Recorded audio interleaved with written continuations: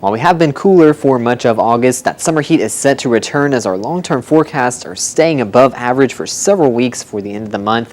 The jet stream just really looks to head north as high pressure builds for much of the United States.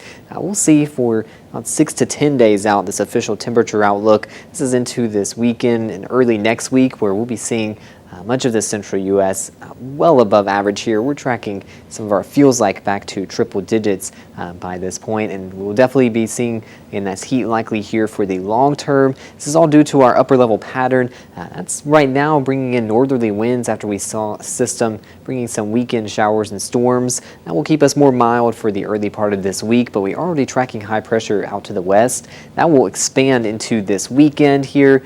This is all the way to the end of the week. Again, long term that we're looking at this heat dome. By this weekend is where this will really peak out. We'll be seeing those temperatures into the mid to possibly upper 90s.